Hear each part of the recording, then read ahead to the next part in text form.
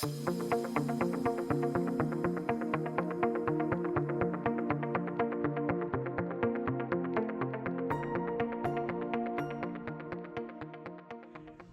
afternoon, GRAR members. This is Scott West, your outgoing 2025 GRAR President, who just wrapped up our last board meeting of the year.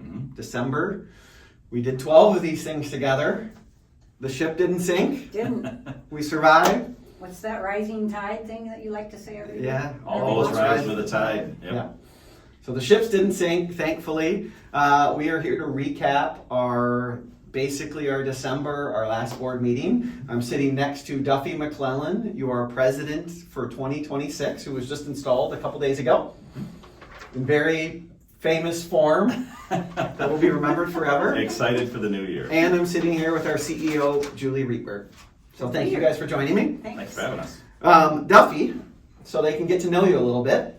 Give them a little tidbit about what Duffy does outside of work. Outside of work, I am a father of 2 adult children, one of which is married and blessed me with a grandson, which is wonderful. We spent a lot of time with him. What's his name?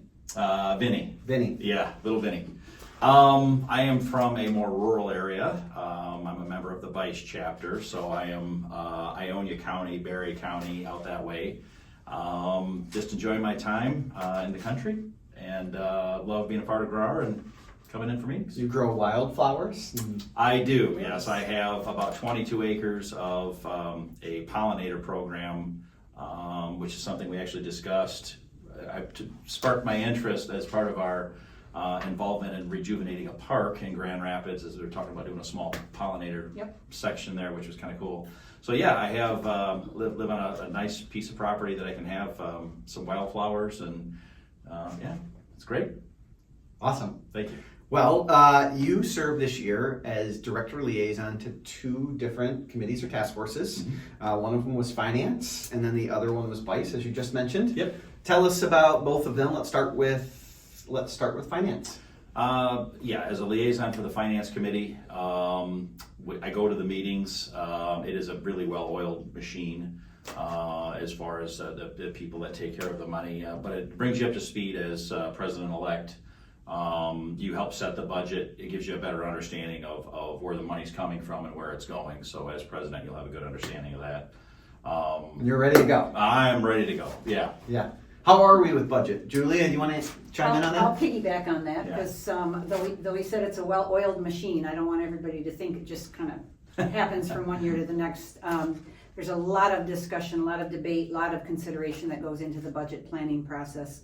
And as such, what's great about it, for those of you who wonder how we come up with the numbers and where and what happens to that, the revenues are derived from, of course, the monthly MLS user fees and the membership dues.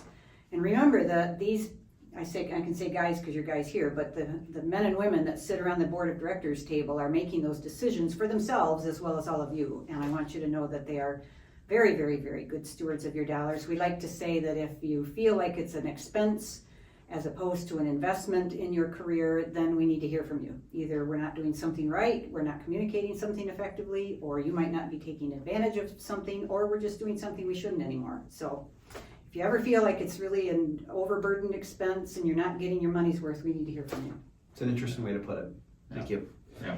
Duffy, you also were the liaison and a member of the Vice chapter. Yeah. Tell us a little bit about that. We're assuming everybody knows what Vice is. Yeah, give us some history. Yeah, I will. I'd love to. Vice is a chapter like GRAR West, like the newly formed Montcalm chapter this year. Vice stands for Barry, Ionia, Clinton, and Eaton counties. So it gives those more rural areas a platform to gather. We do Con Ed together. We have 3 or 4 meetings a year usually. So that's the basis of our chapter, and I think GRAR West pretty well operates the same in the same capacity. It's issues specific to your area too, because not everything's the same where it's all well and septic. Absolutely, with different health department restrictions or codes, even just some little cultural things that we may or may not do out there a little bit differently. So that gives us a platform to meet and talk about that. So I've been a member of the Vice chapter since its inception, and it's great. Yeah, thank you. All right, so in addition to those two committees that you served as liaison, you were also the chair this year of our candidate review committee, one of my favorite committees. I don't think everybody necessarily knows about that. What did you guys do this year? Candidate review is a very fun committee. It is very time consuming and very involving, and like with all of our committees, we of course take it very serious. Candidate review does everything from selecting GRARLA students, our awards winners, setting up the committees for next year. We just approved at the board meeting about 180 committee positions that we put together to make sure that there's good representation and that people hopefully get what they want. That is one thing I would encourage you guys, now that I've got your ear, is when we ask you to volunteer or to fill out something to tell us, we don't just assume that the spot you want. You need to tell us, right, to please sign me up for this one if there's an opening. Sometimes I think that gets a little bit missed or misunderstood. So, but yeah, it's wonderful. We just did our assignment memos for our committees, which pretty well illustrates as the directors what we want those committees to do. It's kind of an overview of here's your task for the year, here's the direction we want you to go. And we just voted on that today as well and got those voted in. Yeah, thank you. Probably important to point out that the candidate review committee is actually the candidate review and development committee. Development is an important piece of that because one of the things that they also do earlier in the year is attempt to identify, and I'm going to be careful when I say identify because their role is to develop leaders, to develop those who are interested in moving to service on the board of directors or committee chair. So their goal is to seek out those and essentially ask them, will you consider it? Doesn't mean none of you are prohibited, of course, from submitting your own name and sending that in and running for a director position. This is kind of that tap on the shoulder, because if you ask a lot of the directors, a lot of them will say that they were involved because they were asked by somebody if they would consider it. So consider this my virtual tapping on your shoulder to say, this is your invitation to get involved, consider it. Even if the committee's reaching out to just hundreds of people to try to get people to consider it. And it's, again, their tap on the shoulder. So consider this my official tap on your shoulder. Yeah, we we always jokingly say an interesting problem at GRAR, which is our volunteerism is quite high, especially compared to other associations, not just around the state, but around the country. We do have a lot of people that want to be involved, and that's a very wonderful thing. I think we had about 30 people that asked to be on a committee that we did not place. And that is, we would ask you to just keep applying for those, keep your involvement up. That's part of the way you get exposure for wanting to potentially be on the board at some point. So through that and through GRARLA is a great way to work your way into those positions. We just reviewed GRARLA as well, and you guys, I think you had 47 applicants come in today. Yesterday was the Totally, deadline, so. as of today. Totally. Yeah. So just another great example of the outpouring of people wanting to get involved. And Yeah, there's 20 spots that are available. So It'll be a tough decision. that is one of the toughest things we do at that committee is to try to select who's going to be selected to be on the GRARLA class for next year. So yeah, it's very involving. There's a big process for it, but it's wonderful. It's great to be part of. We're going to move on to the actual board meeting that we just wrapped up. I warned everybody a couple days ago, this is probably going to be the longest meeting of the year, because we just had an enormous amount of topics that hit our agenda.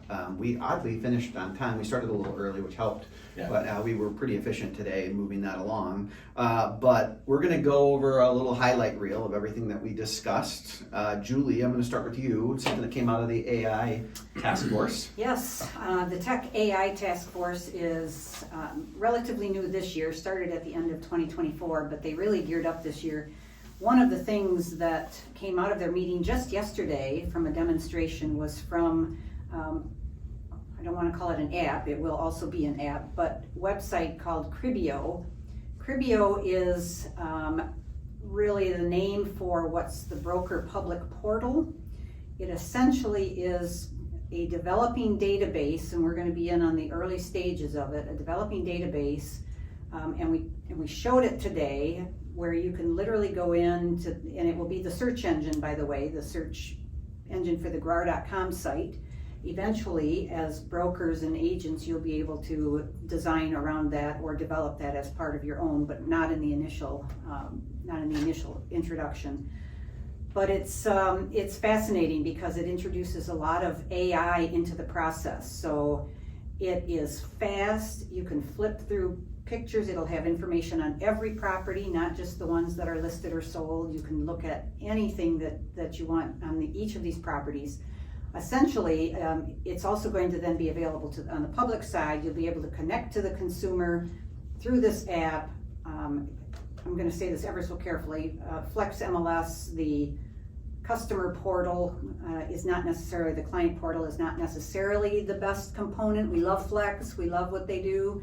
There's really not an MLS vendor that focuses as much on the client portal as most of you would prefer, and that's pretty standard. It's because they're focusing on providing you what you need, not what your clients need. So this will kind of be a nice stopgap, if you will, to provide you something that will be of benefit to your clients. And it's I'm going to say it's very competitive to the best third-party websites out there. The portals, the big ones. The big ones. You know their names. Yeah, I'm not saying those. Yeah. But seriously, it'll give options to search by the most common fields, 3 or 4 most common fields, and then there's just this open box. You just talk to it, or you type in it, and you just say, I want to see all houses that are on waterfront that have been on the market for over 120 days. Bam, gives you the results of that on the map. You zoom in, you get all that information. You can ask it any kind of crazy thing that you desire, and it's likely going to be able to zoom in and find all of that, assuming it's information, of course, we collect on the listing or is in the comments of that listing. So more to come. That's pretty state of the art. It Yeah, it's is pretty state of the incredible. art. It was impressive, so impressive. And the fact that our demo was yesterday, we knew about it prior to this, but our demo formally was yesterday, and the fact that the board of directors already approved it today.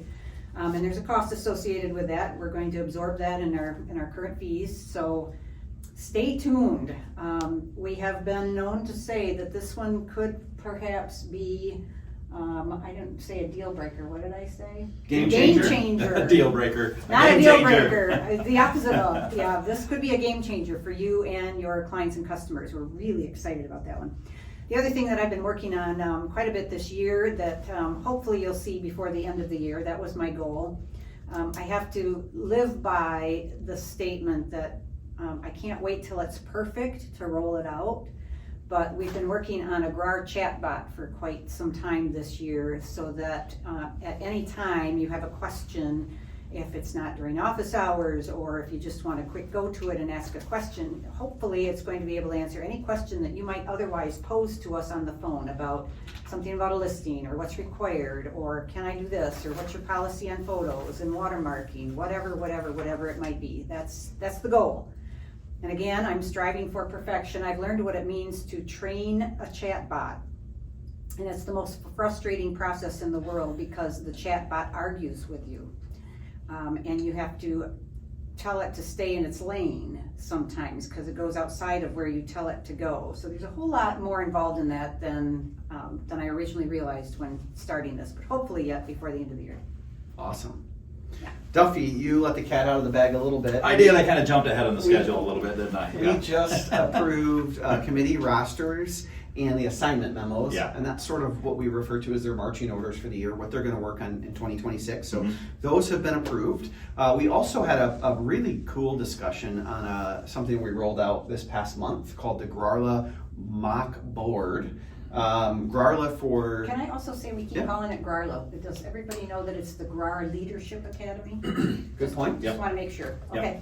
Our Leadership Academy has been coming to a GRAR Board of Directors meeting for many years. That is an annual thing that they come and sit around the outside of our meeting and listen in. It's always been rated as their favorite experience. And we wanted to take that one step further this year. So the Candidate Review and Development Committee comes up with the curriculum for that, and they added a end of year So they're taking all of the skills they learned, they're taking what they saw at that board meeting, and then they're putting them to some sort of virtual mock use. Yes, practical use. Yeah. Yeah. So they all went off and participated in committees in the morning. Those committees came up with some things that they'd like to see changed at GRAR. One of them was an education group, and they added some curriculum to what potentially could land on the MAP program, which is our Master of Agent Principles that you're going to see again in 2026. So they added some refinements there, and then we created a sort of fake Form/MLS committee that also sent some proposals. And then they Good brought debate. those. Yeah. Yes. They did a nice job. They did They a brought wonderful those job. back, and we actually held a board meeting where some of the other members of GRARLA, the Leadership Academy, who were not on the committees, then voted on it. And it was just a really, really cool experience. And I think what they would appreciate to hear is that we took those proposals that we had and we actually incorporated some of them today. And we're going to send some suggestions to forums that spun out of that. And the Education Committee is adopting a little bit of the information that spun out of that program. So that was really neat. We also approved today a community involvement placemaking We did. program. Tell us a little bit about that. We did. Well, we've kind of changed the direction, if you will, of the Community Involvement Task Force. I think we've discovered that this committee that has been very involved in encouraging all of you to participate in community-sponsored kind of events or participation. I think we found that trying to organize that as GRAR is a task that is kind of difficult because most of you are already doing a lot of those kind of things in your community, and it doesn't take us necessarily to bring you together to do that. So we've kind of moved the needle just a little bit, and we've decided to try to leverage some grant funds that are available to us through the National Association of Realtors.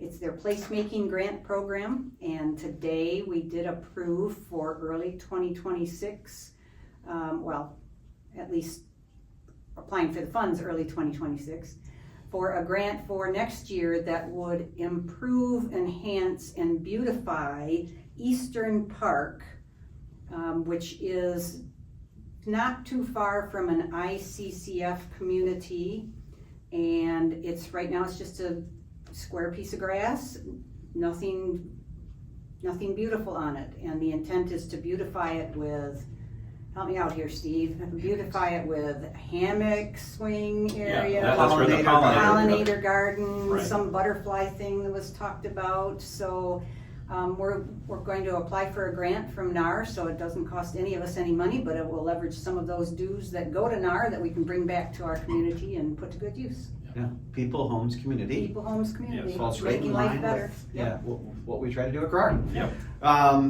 Duffy, Mm-hmm. we do this quite regularly, but we did have a request this month for the crisis fund. Tell us about that. Yeah, it's not at all uncommon for people to apply for a grant that have had a crisis in their life, quite often a fire or something to that effect.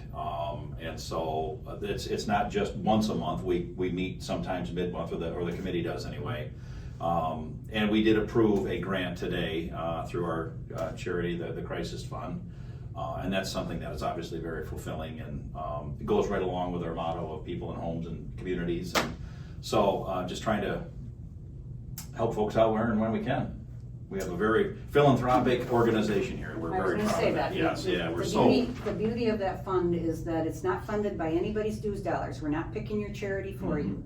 These are funds that are raised from many of you Yep. through various events that we sponsor, but you intentionally are giving to that fund. So it's not as if we're funding it through subsidization of dues. So Correct, It's yeah. it's really cool. Yeah, Really it cool is program. indeed.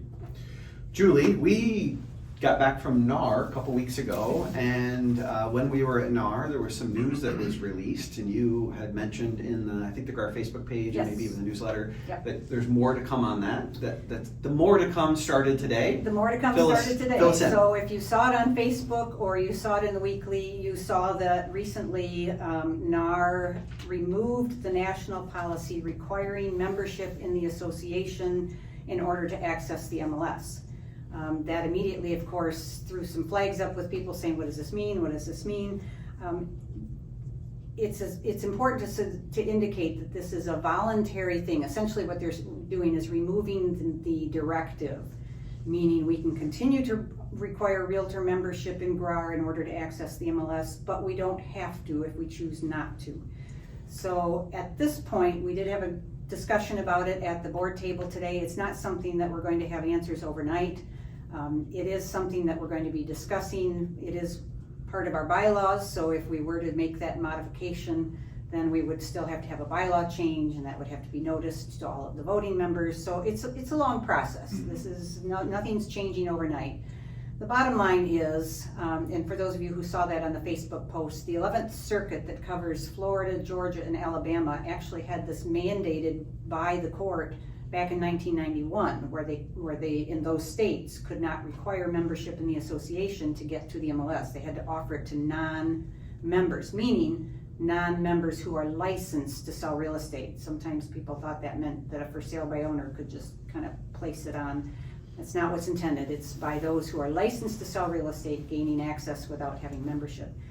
And in those states, it's working just fine, primarily because when they sit down and they actually start to isolate what's a member benefit and aside from MLS access, according to many that I've talked to in those states, they continue to enjoy most membership by most of their licensees in their area, primarily because they've been able to specifically delineate what's included with MLS access versus what's included with your membership. And I think that's part of our goal now, is to identify and better identify our value proposition to you.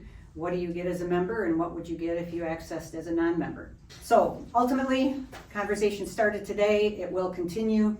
It will probably be on the next at least 1 or 2 agendas, at which time the directors will make a decision on what we're going to do, what that looks like.